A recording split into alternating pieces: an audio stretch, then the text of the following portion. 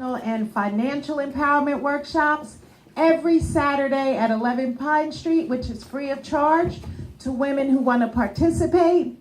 Every workshop is listed on our website, supportsophia.org.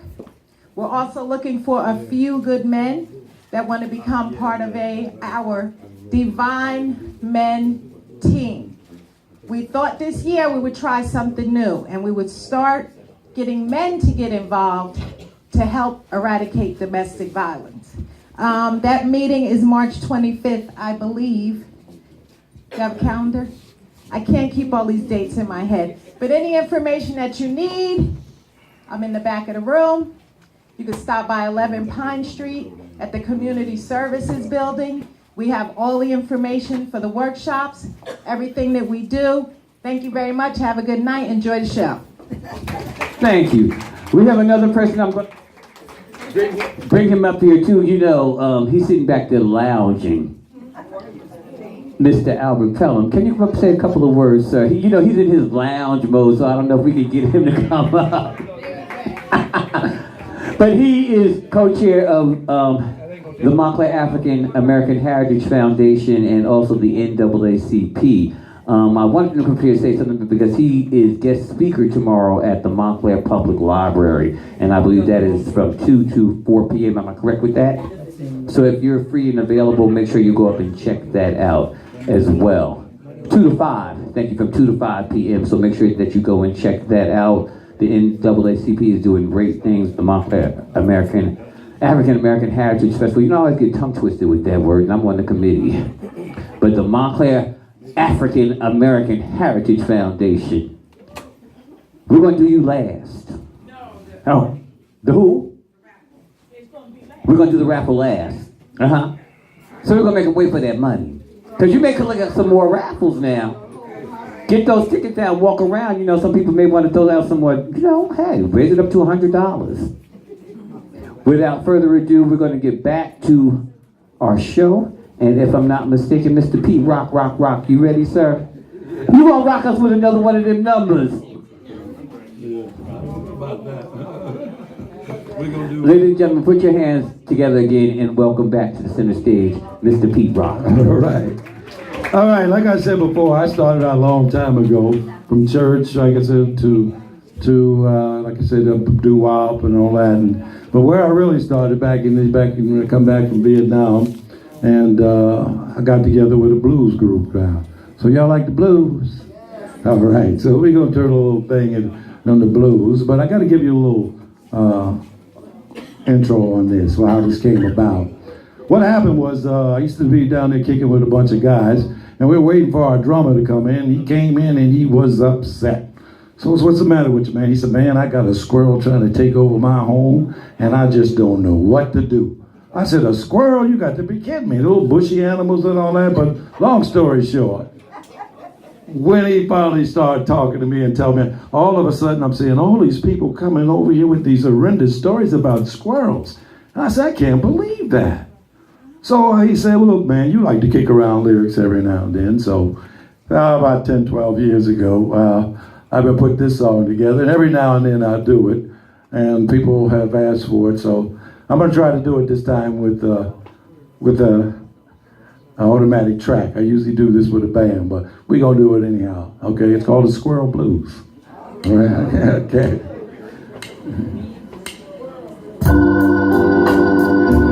Yes, let me tell you, when you're feeling kind of lonely, one of the best things you can do is listen to the blues. If you don't know that, you better ask somebody. What? Anyhow, like I said before, this gentleman knows I love blues, kicking lyrics around. So, like I said, I put together this little song, believe it or not, and I hope you like it and you get the words, because blues is kind of like that. You know what I mean? You take it from how you feel it. All right. This is the Squirrel Blues. This is what I came up with.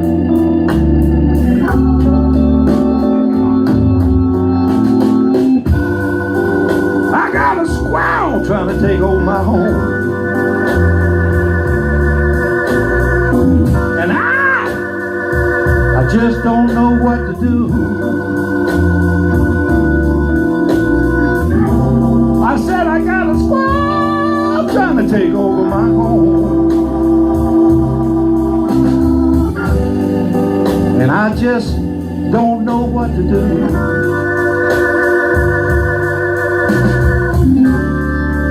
Oh, he's been down on my door so long, and he's just about to break through.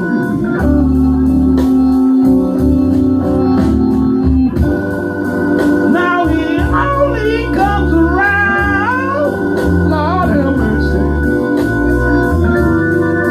when he knows I'm not gonna be at home.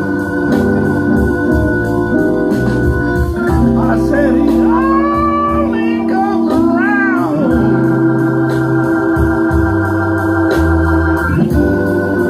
when he knows I'm not gonna be at home. But I always know when he's been there, he leaves behind a bright home. Wow, I'm gonna catch that squirrel one of these days.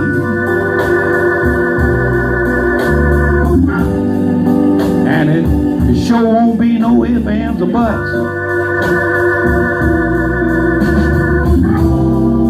I said I'm gonna catch that squirrel one of these days.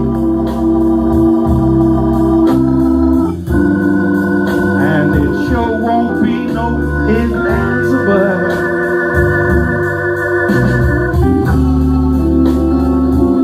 Wow, when I snap him up in my trap. You know what? That squirrel won't gather no more. No.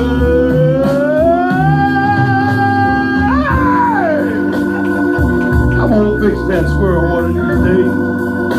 Yeah.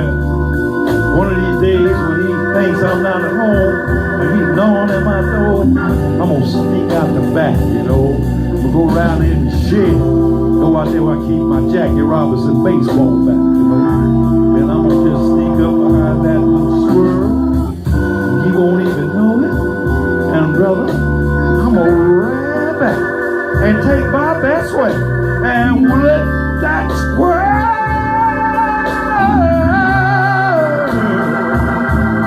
right into another world.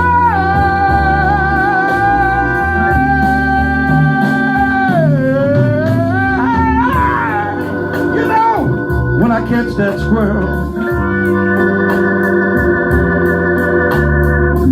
you know, they just might want to take me to jail.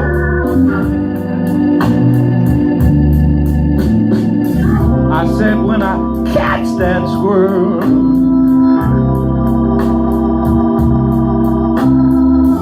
y'all know, they just might want to take me to jail. But I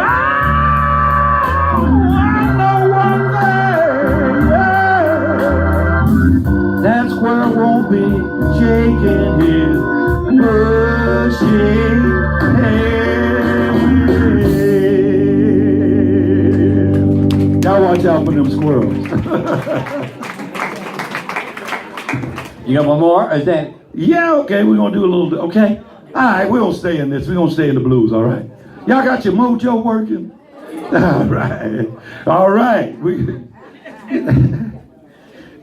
Oh, yeah, hey, yeah, oh, I love that. A lot of people didn't even know about these people, but we know about it.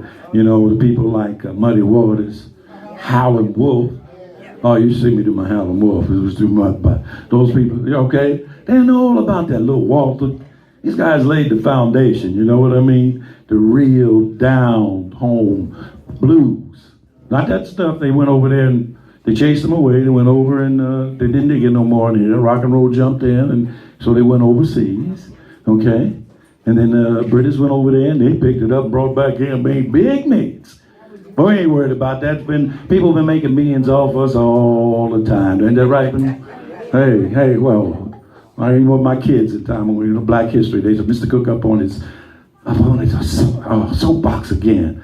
I said, let me tell you, brothers, if you got into understand where your history comes from, you would not believe what a fantastic race you are. We would not have evolved this far without us. We're the ones went out there and got their new ideas and started all these inventions, you know. And I'm talking to the kids and all that, and I'm looking around and I'm looking at all the young black brothers and I'm saying, why aren't you interested in listening to what I'm saying? But all I'm seeing is white faces, okay? And I'm telling you, let me say you, brother. The first black man that came over here, okay, he was not a slave. His name was Esteban Biko. He was a Moor. Back when they used to cruise the all right, up and down the United States, it wouldn't come close to it because the Indians kept them off. But it was a sightseeing tour for these people. It was the rich Spanish and all this and whatever. Anyhow, real quick, Esteban Biko was this man's man. And he loved him because he was so fantastic with his learning abilities. Okay? But Esteban Biko, long story short, they got too close to the shore. Okay, the Indians finally, they took over this boat. And the only 3 people on there was Esteban Biko, his own so-called, not he wouldn't call his owner, but the man that he worked for, and a doctor. And Esteban Biko, when he came in, he surveyed the land, and he saw artifacts. And he said these must have something to do with these people. He was able to get that together to be able to communicate with these people. And when they saw him, they thought he was something special because they had never seen a man like that. So when he got there, they said, we got to treat him up. We won't kill nobody. We'll keep him up because these people will whip him. And they, at the time, he was in the village, okay? And what happened was the king and some of the other people were ill. And Esteban Biko said, I have a doctor. They said, no, we have our own doctors. He says, no, I have a doctor that can cure that. Now, they looked at Esteban Biko. He said, he must be God. He must be someone else special. We'll trust him. And he gave that doctor permission to cure. Well, after that, Esteban Biko had free reign. He left there. He went down to the board down to where the Spaniards were down in Florida. We were just coming in, the first time, colonizing that time. And they took him back to Spain. And they found out about this man. And they brought him back out again. They said, he will go out. And he's going to survey the land so that we can get from the east to the west. All right? And they say, who did that? Lewis and Clark. Right damn that.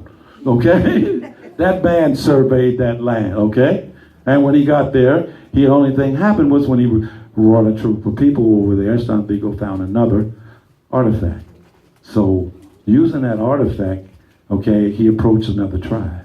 But what the problem was that different artifacts showed different tribes, certain friendships. Unfortunately, real quick, like I said, it was the wrong artifact this time, okay? And he was slaughtered. But God bless you, I'm going to tell you, you tell your kids, no, the first black man that came over here was not a slave. One of the most revolutionary people around. So please, by all means, preach that all the time. I'm sorry, let me take up your time right now. Black History Moment. Yeah.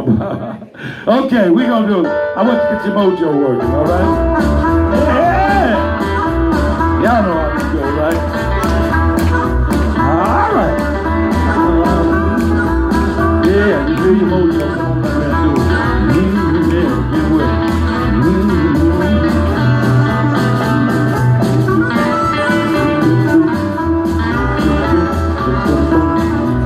I got my mojo working, but it just won't work on you. I got my mojo working, but it just won't work on you. I wanna love it so bad that I just don't know what to do. Well, I'm going down to Louisiana, gonna get me a mojo hand. Yeah, I'm going down to Louisiana, gonna get me a mojo